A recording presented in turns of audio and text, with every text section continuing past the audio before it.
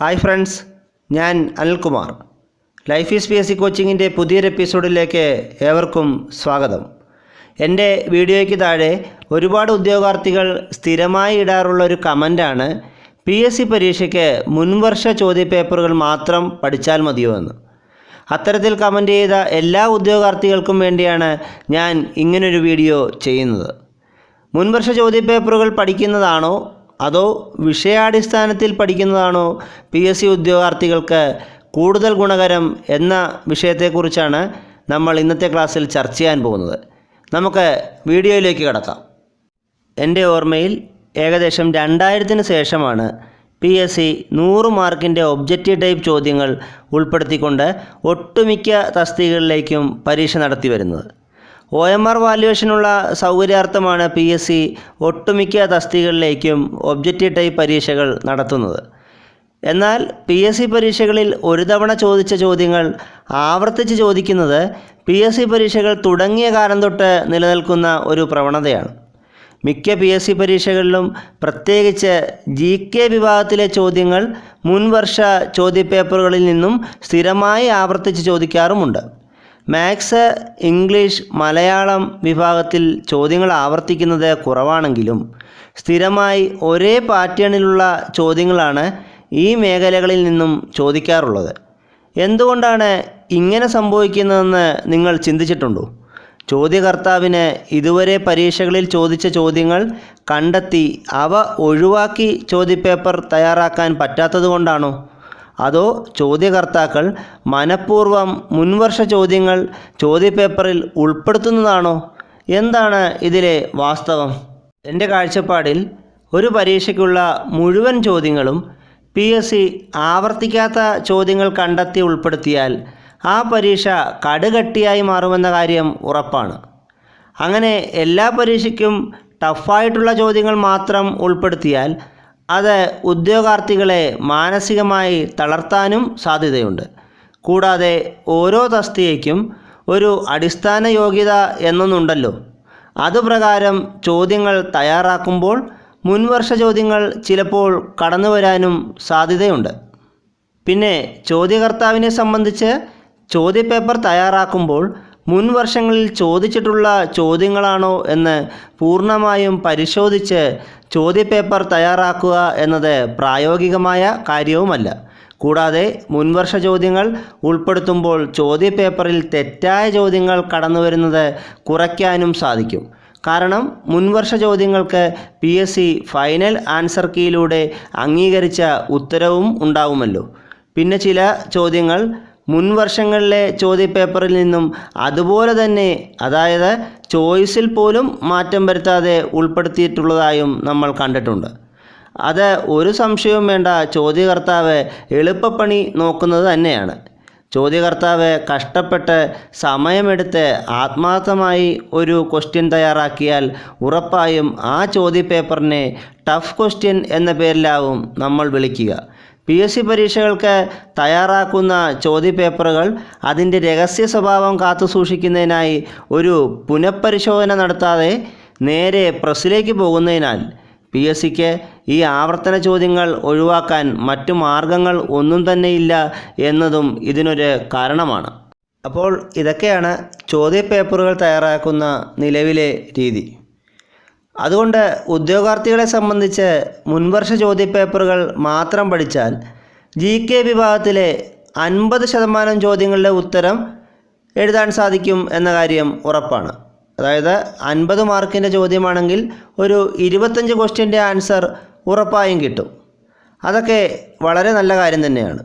എന്നാൽ നിങ്ങൾ മനസ്സിലാക്കേണ്ട ഒരു പ്രധാന വസ്തുത, ഈ മുൻവർഷ ചോദ്യങ്ങൾ കേരളത്തിലെ ഒട്ടുമിക്ക ഉദ്യോഗാർത്ഥികളും നിങ്ങളെപ്പോലെ തന്നെ പഠിച്ചിട്ടുള്ളവരായിരിക്കും.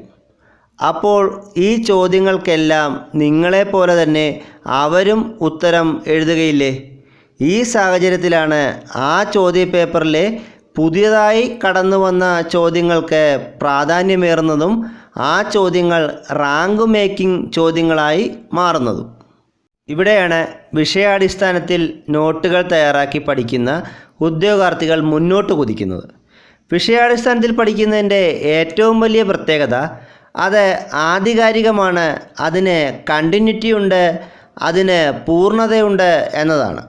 ഒരു ശരിയായ PSC ഉദ്യോഗാർത്ഥി തനിക്ക് പഠിക്കേണ്ട പരീക്ഷാ സിലബസിലെ ടോപ്പിക്കുകൾ അവ കണ്ടെത്തി അവയെ പ്രത്യേക വിഷയമേഖലകളാക്കി തിരിച്ച് ഓരോ വിഷയങ്ങൾക്കും പ്രത്യേക നോട്ടുകൾ തയ്യാറാക്കി ലഭ്യമായ വിവരങ്ങൾ മുഴുവൻ ആ നോട്ടിൽ ഉൾപ്പെടുത്തുകയും പിന്നീട് ലഭിക്കുന്ന വിവരങ്ങൾ ആ നോട്ടിൽ കൂട്ടിച്ചേർത്ത് പഠിക്കുകയും ചെയ്താൽ നിങ്ങളുടെ കൈവശമുള്ള ആ നോട്ടിന് വെളിയിൽ നിന്നും ഒരു ചോദ്യവും ചോദിക്കാൻ ചോദ്യകർത്താവിന് സാധിക്കില്ല എന്നതല്ലേ വാസ്തവം?